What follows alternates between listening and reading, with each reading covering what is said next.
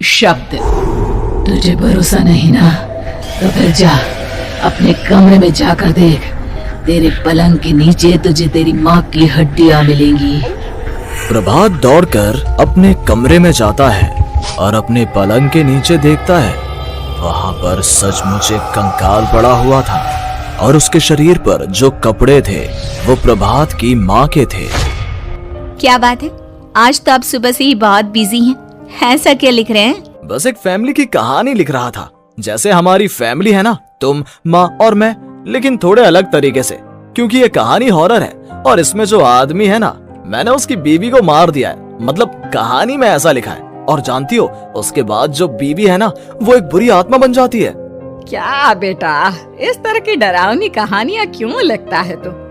जानता है ना, हम जो सोचते हैं, जो लिखते हैं, हमारा दिमाग पूरा दिन वैसा ही होता रहता है। माँ, परेशान होने वाली क्या बात है? राइटर हूँ मैं, मेरा तो काम है कहानियां लिखना। और वैसे भी ये सिर्फ एक कहानी है माँ, कोई सच नहीं है। उसके बाद कुछ दिन बीत जाते हैं। एक रात प्रभात को अपने ऑफिस से लौटने में देरी हो जाती है। रात के लगभग 12 बजे हुए थे। प्रभात जैसे ही अपने घर पहुंचता है, उसने देखा कि उसकी पत्नी दुर्गा डाइनिंग टेबल पर उसका इंतजार कर रही है। आ गए आप? कब से आपका इंतजार कर रही थी। देखिए ना, खाना भी ठंडा हो गया है। अरे दुर्गा, आज तुमने अपने इतने लंबे लंबे बालों को खोलकर क्यों रखा है? तुम तो हमेशा अपने बाल बांध कर रखती हो। वो क्या है ना प्रभात, जब इंसान अपनी जिंदगी से मुक्त हो जाता है ना, तो उसे दूसरे सारे बंधन खोल देने चाहिए। इसलिए मैंने अपने बालों के बंधन भी खोल दिए। ये तुम किस तरह की बातें कर रही हो? तुम ठीक तो हो? मैं बिल्कुल ठीक हूँ प्रभात। अच्छा चलो खाना खाओ। वो क्या है ना दुर्गा, मुझे भूख नहीं है। ऑफिस में कुछ खा लिया था। कोई बात नहीं, मैं तुम्हारे लिए एप्पल काट देती हूँ, एप्पल खा लो। नहीं दुर्गा, मुझे नहीं खाना है, मेरा मन नहीं है यार। तभी अचानक से दुर्गा अपने हाथ में एक बड़ा सा चाकू लेकर प्रभात पर हमला कर देती है। प्रभात अपने आप को बचाने की कोशिश करता है। आज मैं तुझे नहीं छोड़ूंगी, तुझे अपने साथ लेकर जाऊंगी अपनी दुनिया में। ये क्या बोल रही हो तुम? तुम्हारा दिमाग खराब हो गया है। आखिर तुम हो कौन? दुर्गा अपनी गर्दन टेढ़ी करते हुए बोलती है। मैं दुर्गा हूँ, तुम्हारी पत्नी। ध्यान से देखो मेरी आंखों में। प्रभात बुरी तरह से डर जाता है और घबराहट में वो चाकू अपनी पत्नी के पेट में मार देता है। उसकी पत्नी की वहीं के वहीं मौत हो जाती है और उसकी चीख की आवाज सुनकर उर्मिला दौड़ते हुए बाहर आती है। ये तूने क्या किया प्रभात? तुमने अपनी पत्नी का खून कर दिया, लेकिन तू तो उसे बहुत प्यार करता था बेटा। तूने बहू को क्यों मार डाला? माँ, ये आपकी बहू नहीं थी, इसके अंदर कोई बुरी आत्मा घुसाई थी। मैं नहीं जानता ये सब कैसे हो गया, लेकिन वो मुझ पर हमला कर रही थी, मुझे मारने की कोशिश कर रही थी। माँ, मैंने कुछ नहीं किया। ये तूने क्या कर दिया बेटा? दुर्गा ने मुझे कहा था कि वो तेरी कहानी के उस कैरेक्टर की तरह एक्टिंग करके तुझे डराने की कोशिश करेगी। अरे वो तो तेरे साथ मजाक कर रही थी। हे भगवान, ये क्या हो गया? इसका मतलब दुर्गा। लेकिन माँ, मैंने जो कहानी लिखी थी उसमें भी ऐसा ही हुआ था।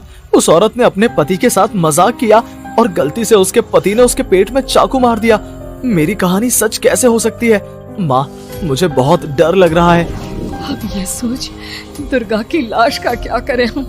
अगर गलती से भी ये बात बाहर फैल गई ना, तो तुझे पूरी जिंदगी जेल की सलाखों के पीछे रहना पड़ेगा। एक काम करते हैं माँ, हम घर के पीछे वाले बगीचे में उसकी लाश को दबा देते हैं। अगर कोई पूछेगा तो कह देंगे कि उर्मिला अपने मायके गई और फिर एक दिन हम भी अचानक यहाँ से कहीं दूर चले जाएंगे।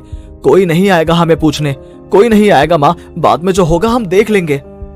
प्रभात अपनी माँ उर्मिला की मदद से दुर्गा की लाश को अपने घर के बगीचे में गाड़ देता है। कुछ दिन तो ऐसे ही बीत जाते हैं, लेकिन एक दिन अचानक रसोई से आ रही कुछ आवाजें सुनकर प्रभात की नींद खुलती है।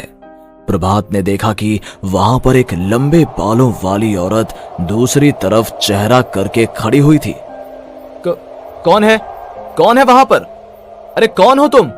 मैं दुर्गा हूँ प्रभात। क्या हुआ? मुझसे इस तरह के सवाल क्यों कर रहे हो तुम? तुम दुर्गा नहीं हो सकती। दुर्गा तो प्रभात, मैं तुम्हारी पत्नी हूँ, तुम मुझे कैसे भूल सकते हो? 4 दिन के लिए मायके क्या चली गई, तुम तो मुझे भूल ही गए। अब अगली बार ना मैं कहीं नहीं जाऊंगी। पता चला तुमने तो मुझे पहचानने से ही इनकार कर दिया। नहीं, तुम दुर्गा नहीं हो सकती। तुम दुर्गा हो ही नहीं सकती। मैं जानता हूँ ये सब क्या हो रहा है। मैंने अपनी कहानी में लिखा था कि उस आदमी की पत्नी की मौत के बाद एक बुरी आत्मा उसका रूप लेकर उसके घर में आ जाती है। तुम वही हो ना? और अचानक से खूबसूरत दुर्गा का चेहरा काला पड़ जाता है। उसकी आंखें लाल हो जाती हैं और पूरे शरीर पर बाल, लंबे नुकीले नाखून, उसके दोनों पैर उल्टे हो जाते हैं और बेहद डरावनी आवाज में वो चिल्लाकर कहती है, बुरी आत्मा, मेरा खून करके मुझे अपने ही घर में गाड़ कर तू मुझे बुरी आत्मा कह रहा है? मैं तुझे छोड़ूंगी नहीं। और अचानक से प्रभात के घर में बेहद डरावनी आवाजें गूंजने लगती हैं। घर में चारों तरफ बहुत सारी बुरी आत्माएं नजर आने लगती हैं। प्रभात घबरा कर अपनी माँ को आवाज देता है, माँ कहाँ है आप? जल्दी आइए माँ, देखिए ना ये सब क्या हो रहा है। प्रभात ने देखा कि अचानक से उसकी माँ कमरे से दौड़ कर आती है। क्या हुआ प्रभात? और ये लोग कौन है? इन सब की गर्दन टेढ़ी क्यों है? इनके बाल खुले हुए। प्रभात, ये सब लोग तो मुझे मरे हुए नजर आ रहे हैं। हाँ माँ, ये सब लोग मरे हुए ही हैं और ये ठीक वैसा ही हो रहा है जैसा मेरी कहानी में हुआ था। लेकिन मेरी कहानी के हिसाब से तो आप भी। अचानक से उर्मिला का रूप बदल जाता है। वो भी एक डरावने साए की तरह बन जाती है और बेहद डरावनी आवाज में चिल्ला चिल्ला कर कहती है, मर गई तेरी माँ। जानता है, कल रात जब तू सो रहा था ना, तो मैंने उसके शरीर का सारा खून पी लिया। अब बस हड्डियां बची है उसके शरीर में। नहीं, ऐसा नहीं हो सकता। ऐसा बिल्कुल नहीं हो सकता। मेरी माँ नहीं मर सकती। तुझे भरोसा नहीं ना? तो फिर जा, अपने कमरे में जाकर देख। तेरे पलंग के नीचे तुझे तेरी माँ की हड्डियां मिलेंगी। प्रभात दौड़कर अपने कमरे में जाता है और अपने पलंग के नीचे देखता है। वहां पर सचमुच एक कंकाल पड़ा हुआ था और उसके शरीर पर जो कपड़े थे वो प्रभात की माँ के थे। माँ, अब मुझे कुछ करना पड़ेगा। लेकिन मेरी कहानी में लिखा था कि माँ की मौत मेरे हाथों से होगी, पर माँ तो पहले ही मर चुकी है और वो बुरी आत्मा मुझे भी मार देगी। नहीं नहीं, इससे पहले कि वो मुझे कुछ करे, मुझे उसका काम खत्म करना होगा। प्रभात अपने हाथ में बड़ा सा चाकू लेकर उस बुरी आत्मा पर हमला कर देता है जिसने प्रभात की माँ का रूप लिया हुआ था, और अगले ही पल वो नीचे गिर जाती है और उसके शरीर से खून बहने लगता है। ऐसा नहीं हो सकता। एक बुरी आत्मा के शरीर में तो खून होता ही नहीं है। तो क्या सच में मैंने अपनी माँ को मार दिया? लेकिन अभी कुछ देर पहले तो फिर वो कंकाल किसका है? और ये कौन है? मैं पागल हो जाऊंगा। और अपनी माँ की लाश, इसका मैं क्या करूं? लोग पूछेंगे तो मैं क्या जवाब दूंगा? तभी वहां पर दुर्गा का रूप लेकर जो आत्मा थी उसने प्रभात से कहा, गाड़ दे अपनी माँ को ले जाकर उसी जगह जहाँ तूने मेरा खून करके मुझे गाड़ दिया था। चला जा। घबराया हुआ प्रभात पागलों की तरह अपनी माँ की लाश को लेकर बगीचे में गाड़ देता है। प्रभात की हालत पागलों जैसी हो जाती है। वो अपने आप को अपने घर में बंद कर लेता है। कहानी के हिसाब से तो आगे ये हुआ था कि कहानी लिखने वाले ने उन बुरी आत्माओं से डरकर आत्महत्या कर ली थी। तो क्या मैं भी मर जाऊंगा? क्या मैं भी आत्महत्या कर लूंगा? एक काम करता हूँ, मैं अपनी कहानी का अंत बदल देता हूँ। हाँ, ये मैंने पहले क्यों नहीं सोचा। मैं लिख दूंगा कि कहानी को लिखने वाला आत्महत्या नहीं करता, बल्कि कहीं दूर जाकर नए सिरे से अपनी जिंदगी शुरू करता है। यही सोचकर प्रभात ने अपनी लिखी हुई कहानी को बाहर निकाला और उसे पढ़ना शुरू किया। ये देखकर वो हैरान रह गया कि कहानी का क्लाइमैक्स तो किसी ने पहले ही बदल दिया था। ये क्या? इसमें तो लिखा हुआ है कि आखिर में उस लेखक की पत्नी और माँ दोनों बगीचे में जिंदा दफन थे। बुरी आत्माओं ने उनको कैद करके रखा था और वो लेखक अपनी माँ और पत्नी दोनों को जिंदा बाहर निकाल लेता है। लेकिन ये सब लिख किसने दिया?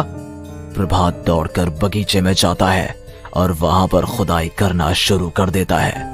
प्रभात देखता है कि वहां पर लकड़ी के 2 बड़े संदूक हैं और उनके अंदर से आवाजें आ रही हैं। प्रभात बचा लो मुझे, अगर थोड़ी देर और हो गई तो वो मुझे छोड़ेगी नहीं। बेटा देखो, मैं इस बक्से के अंदर बंद हूँ, प्लीज मुझे बाहर निकालो, वो बुरी आत्मा किसी भी वक्त मुझे मार डालेगी। प्रभात वो दोनों बक्से बाहर निकालता है और अपनी पत्नी और माँ दोनों को आजाद करवा लेता है। लेकिन तभी वहां पर अचानक से एक बेहद डरावनी और खौफनाक दिखने वाली औरत आ जाती है। तुझे क्या लगा था इतनी आसानी से अपनी पत्नी और माँ को बचा लेगा?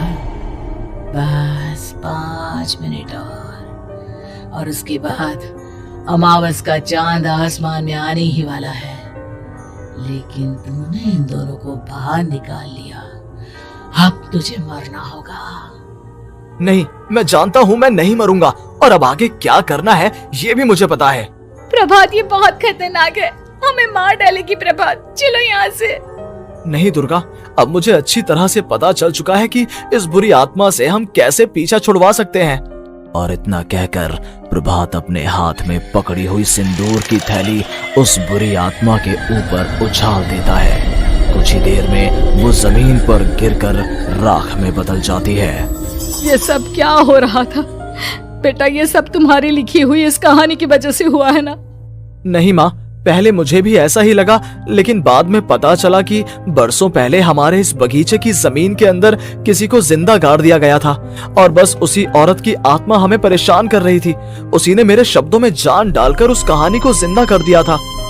मुझे माफ कर दो प्रभात, मैंने आपकी कहानी के साथ छेड़छाड़ की थी और उसे बदल दिया था। माफी मांगने की जरूरत नहीं है दुर्गा, तुम्हारे उस बदलाव की वजह से ही आज हम सब जिंदा हैं, क्योंकि आखिर में कहानी में वो हुआ जो तुमने लिखा था।